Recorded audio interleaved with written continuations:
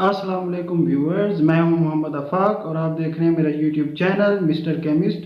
आज इस वीडियो के अंदर जिस टॉपिक पर हम बात करेंगे वो है लॉ ऑफ मास एक्शन, उसकी डेरिवेशन करेंगे और general expression for equilibrium constant उसको ड्राइव करेंगे और कुछ एग्जांपल्स देखेंगे जिसके अंदर हम इक्विलिब्रियम कांस्टेंट एक्सप्रेशन लिखना सीखेंगे।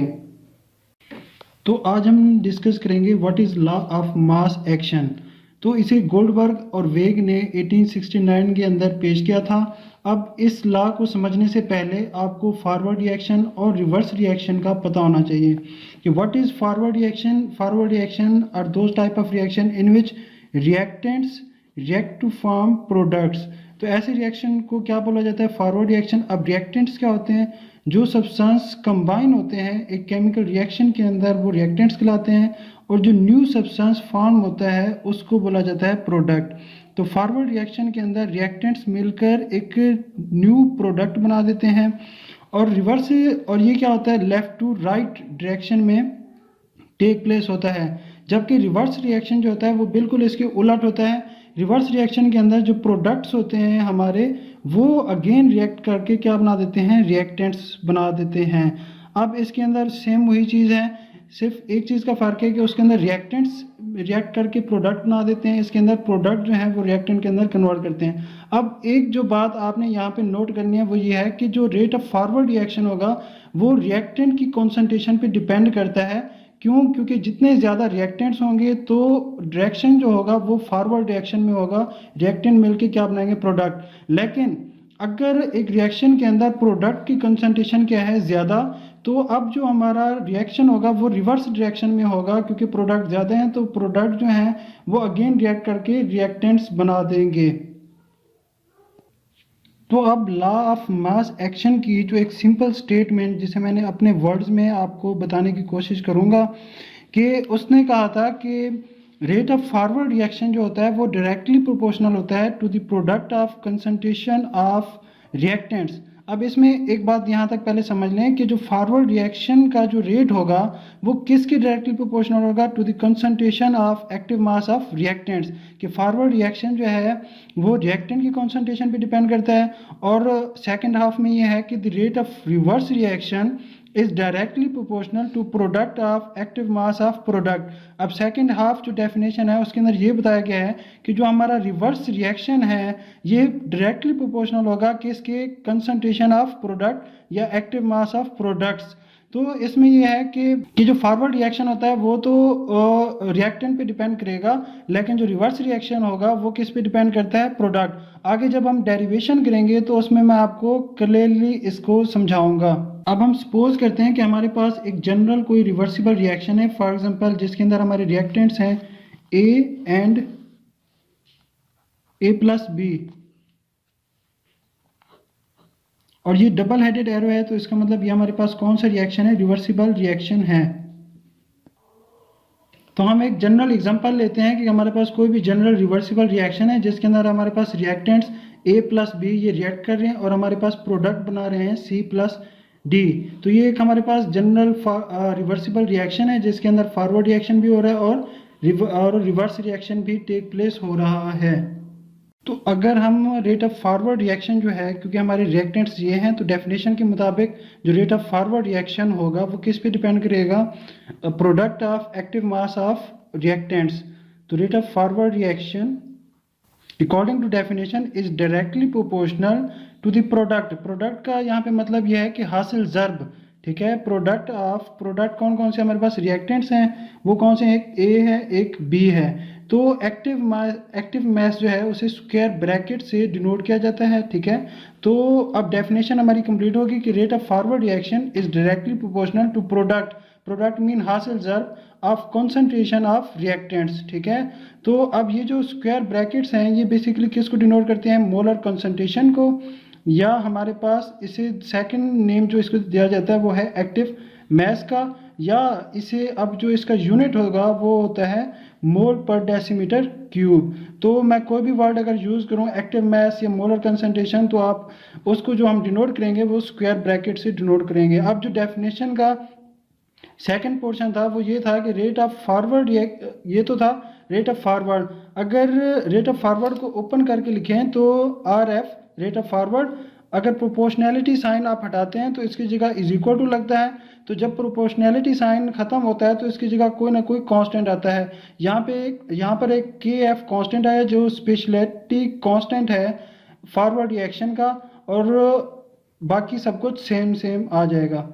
ऑफ रिवर्स रिएक्शन होगा according to definition is directly proportional to product of concentration of products. तो यहाँ पे हमारे जो प्रोडक्ट हैं इस रिएक्शन के अंदर वो C और D हैं, उसकी जो कंसंट्रेशन होगी उसे मोलर कंसंट्रेशन को स्क्वायर ब्रैकेट्स लगा देंगे। अब डेफिनेशन के स्टार्ट में था टू द प्रोडक्ट, मतलब हासिल ज़र्ब जो होगा इनके उसके डायरेक्टली प्रोपोर्शनल होगा। तो जब आप ये डायरेक्टली प्रोपोर्शनल साइन को ख़त्म करेंगे तो रेट ऑफ रिवर्स के लिए मैं और स्मॉल r लगा दूंगा।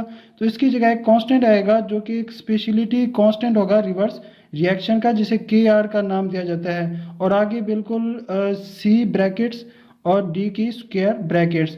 तो इसके बाद अब देखें जब हमारे पास इक्विलिब्रियम स्टेज आती है तो इक्विलिब्रियम स्टेज पर क्या होता है, एट इक्विलिब्रियम स्टेज। तो आपने डेफिनेशन पढ़ी है पिछले हाफ के अंदर कि इक्विलिब्रियम वो स्टेज होते हैं जहां पर रेट ऑफ फॉरवर्ड रिएक्शन जो है वो इक्वल हो जाता है रेट ऑफ रिवर्स रिएक्शन। तो आप लिख सकते हैं कि rate of forward reaction RF means rate of forward reaction becomes equal to rate of reverse reaction. तो अब हम जो रेट ऑफ फॉरवर्ड रिएक्शन है उसकी जो वैल्यू है यहाँ पर उसको पुट कर देंगे KF A brackets and B brackets, और यहाँ पर जो RR है उसकी जो वैल्यू है KR C square brackets and D square brackets, उसकी जगह उसकी वैल्यू को पुट करते हैं। तो आगे देखते हैं हमारे पास क्या बन जाएगा। तो अब जब हम रेट ऑफ फॉरवर्ड रिएक्शन की वैल्यू पुट करेंगे वो है KF और रिएक्टेंट जो थे हमारे, और उसके बाद is equal to KR C and D। तो अब देखें अगर KF है ये साइड पे मल्टीप्लाई हो रहा है, इसे दूसरी साइड पे ले आए तो ये क्या हो जाएगा डिवाइड। तो KF ओवर क्या बन जाएगा KR। इसी तरह ये C और D यहाँ पर पहले से मौजूद हैं, तो ये जो हमारे पास A और B हैं यहाँ पे मल्टीप्लाई हो रहे हैं और दूसरी साइड पे जाके ये क्या हो जाएंगे डिवाइड। तो यहाँ पे ये बन जाएंगे divided by A square brackets and B square brackets.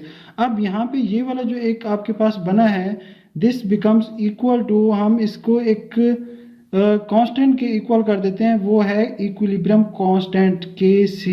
तो यहाँ पे ये जो KC है ये किसके इक्वल है KF और KR। तो यहाँ पर एक आप डेफिनेशन भी बन सकती है KC को कहा जाता है इक्विलिब्रियम कांस्टेंट, इक्विलिब्रियम कांस्टेंट कहा जाता है, और इसकी जो डेफिनेशन है वो ये होगी। अब जो न्यू डेफिनेशन होगी KC इक्विलिब्रियम कांस्टेंट की वो ये है, इसको देकर आप बना सकते हैं कि ratio of specific constant of forward reaction to the specific constant of reverse reaction is equal to equilibrium constant. तो हम इसकी जगह हम रिप्लेस कर देंगे KC, क्योंकि ये जो है रेशियो हमारी ये किसके बराबर है KC, तो इसकी जगह हम रिप्लेस कर देंगे। तो ये इस तरह से बन जाएगा KC is equal to C square brackets D square brackets divided by A square brackets and D square brackets.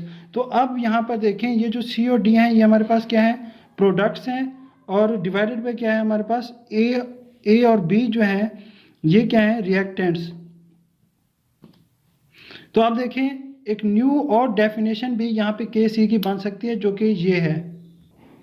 तो अब जो न्यू डेफिनेशन बन जाएगी KC की इक्विलिब्रियम कांस्टेंट की वो ये होगी the ratio of product of concentration of products, क्योंकि ऊपर आपके क्या है प्रोडक्ट, उनकी कंसंट्रेशन का क्या है प्रोडक्ट, किसके साथ to the product of concentration of reactants to the product, क्योंकि हासिल ज़र्ब है of concentration of reactants is also called equilibrium constant. अब जो लॉ ऑफ मास एक्शन है वो तीन चीज़ों के बारे में एक रिलेशनशिप को बताता है, किसके दरमियान में, एक तो एक्टिव मास या जिसे हम कंसंट्रेशन बोल रहे हैं एक्टिव मास प्लस और रेट ऑफ रिएक्शन के दरमियान की रेट ऑफ फॉरवर्ड या रेट ऑफ रिवर्स जो भी रिएक्शन है उसके दरमियान ये रिलेशन को डिस्क्राइब करता है। तीसरा ये KC इक्विलिब्रियम कांस्टेंट के दरमियान जो रिलेशनशिप है उसको ये डिस्क्राइब करता है।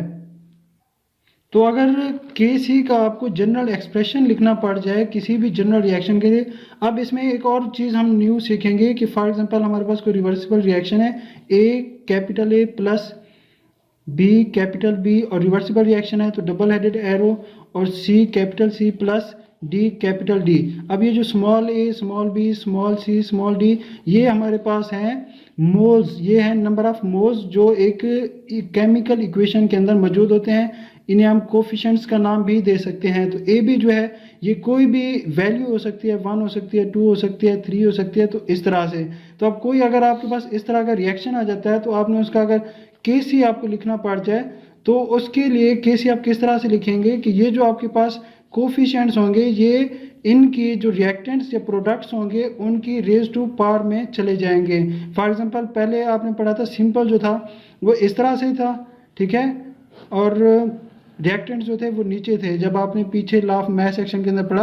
अब अगर यहाँ पे कोफिशिएंट्स आ जाते हैं तो कोफिशिएंट्स जो हैं वो अगर प्रोडक्ट के हैं तो वो प्रोडक्ट की रेज टू पावर में चले जाएंगे, अगर वो रिएक्टेंट के हैं तो वो रिएक्टेंट की रेज टू पावर में चले जाएंगे। तो इसकी हम एक कोई एग्जांपल देखते हैं कि कोई भी अगर एक एग्जांपल हो तो उसका हम किस तरह केसी लिख सकते हैं।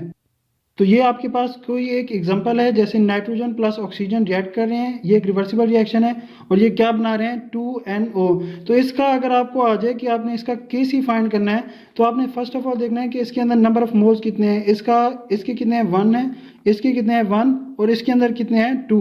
तो आपने इसका जब केसी लिखेंगे तो ऊपर क्या आता है आपके पास प्रोडक्ट की कंसंट्रेशन, प्रोडक्ट क्या है आपके पास NO, इसकी ये ब्रैकेट्स मीन कंसंट्रेशन, और जो कोफिशिएंट है वो इसकी किस में चला जाएगा पार के अंदर।